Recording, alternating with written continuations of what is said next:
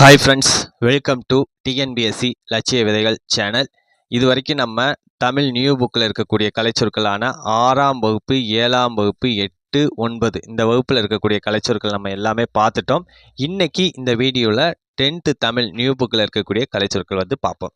Okay, இயல் 1ல் இருக்கக்கூடிய கலைச்சொல் உயிரெழுத்து அப்படின்னா வவ்வல், மெய்யெழுத்து அப்படின்னா கான்ஸ்னன்ட், ஒப்பெழுத்து அப்படின்னா ஹோமோகிராஃப், ஒரு மொழி அப்படின்னா மோனோலிங்குவல், உரையாடல் அப்படின்னா கான்வர்சேஷன், கலந்துரையாடல் அப்படின்னா டிஸ்கஷன். ஓகேங்களா? ஓகே, அதாவது உயிரெழுத்துனா வவ்வல், மெய்யெழுத்துனா கான்ஸ்னன்ட், ஒப்பெழுத்து அப்படின்னா ஹோமோகிராஃப், ஒரு மொழி அப்படின்னா மோனோலிங்குவல், உரையாடல் அப்படின்னா கான்வர்சேஷன், கலந்துரையாடல் அப்படின்னா டிஸ்கஷன். ஓகே, இயல் 2ல் இருக்கக்கூடிய கலைச்சொற்கள் பார்ப்போம். புயல் அப்படின்னா ஸ்ட்ரோம். ஓகே, இந்த கொஸ்டின் பார்த்தீங்க அப்படின்னா ப்ரீவியஸ் இயரில் கேட்டிருக்காங்க. புயல்னா ஸ்ட்ரோம் அப்படிங்கிறது ப்ரீவியஸ் இயரில் கேட்டிருக்காங்க. சூறாவளி அப்படின்னா டொர்னடோ, பெருங்காற்று அப்படின்னா டெம்பஸ்ட், நிலக்காற்று அப்படின்னா லேண்ட் ப்ரீஸ், கடல் காற்று அப்படின்னா சீ ப்ரீஷ், சுழல் காற்று அப்படின்னா வேர்ல்ட் விண்ட். ஓகே, அதாவது புயல்னா ஸ்ட்ரோம் இது கேட்டிருக்காங்க ப்ரீவியஸ் இயரில். அதே போலவே சூறாவளி டொர்னடோ அதுவும் கேட்டிருக்காங்க. பெருங்காற்று அப்படின்னா டெம்பஸ்ட் அதுவும் கேட்டிருக்காங்க. நிலக்காற்று அப்படின்னா லேண்ட் ப்ரீஸ், கடற்காற்று அப்படின்னா சீ ப்ரீஷ், சுழல் காற்று அப்படின்னா வேர்ல்ட் விண்ட். ஓகே, இந்த சுழல் காற்றும் பார்த்தீங்க அப்படின்னா ப்ரீவியஸ் இயரில் கேட்டிருக்காங்க. ஓகே, இயல் 3ல் இருக்கக்கூடிய கலைச்சொற்கள் பார்ப்போம். செவ்விலக்கியம் அப்படின்னா கிளாசிக்கல் லிட்ரேச்சர். ஓகேங்களா?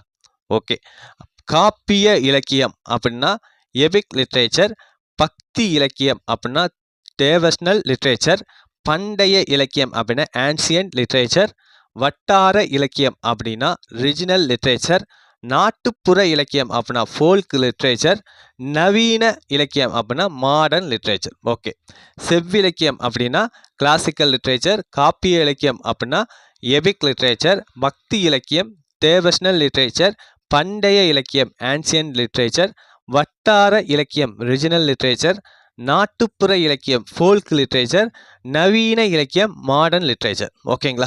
ஓகே, அடுத்து இயல் 4ல் இருக்கக்கூடிய கலைச்சொற்கள் பார்ப்போம்.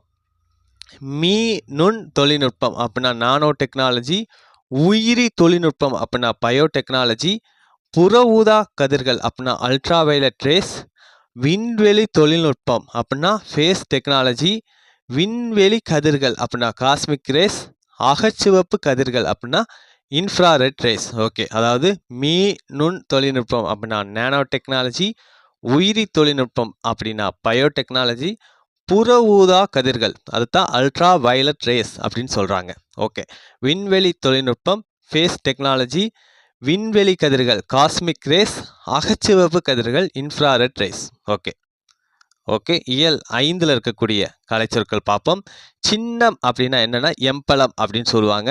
ஆய்வேடு அப்படின்னா தீசிஸ், அறிவாளர் அப்படின்னா இன்டெலக்சுவல், குறியீட்டியல் அப்படின்னா சிம்பாலிசம். ஓகே, சின்னம்னா எம்பலம், ஆய்வேடுனா தீசிஸ், அறிவாளர் இன்டெலக்சுவல், குறியீட்டியல் அப்படின்னா சிம்பாலிசம். ஓகே, இயல் 7ல் இருக்கக்கூடிய கலைச்சொற்கள் பார்ப்போம். அழகியல் முருகியல் அப்படின்னா ஆஸ்தட்டிக்ஸ். ஓகே, அதற்கடுத்து கலைச்சொல் அப்படின்னா டெர்மினாலஜி, கலைப்படைப்புகள் அப்படின்னா ஆர்டிஃபேக்ட்ஸ், தொன்மம் அப்படின்னா மைத். ஓகே, அதாவது அழகியல்னா ஆஸ்தட்டிக்ஸ், கலைச்சொல்னா டெர்மினாலஜி, கலைப்படைப்புகள் அப்படின்னா ஆர்டிஃபேக்ட்ஸ், தொன்மம் அப்படின்னா மித்.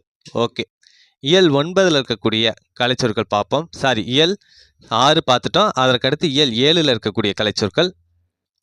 துணை தூதரகம் அப்படின்னா கான்சுலேட், காப்புரிமை அப்படின்னா பேடன்ட், ஆவணம் அப்படின்னா டாக்குமெண்ட், வணிக குழு அப்படின்னா கில்ட், பாசனம் அப்படின்னா இரிகேஷன், நிலப்பகுதி அப்படின்னா டெரிட்டரி.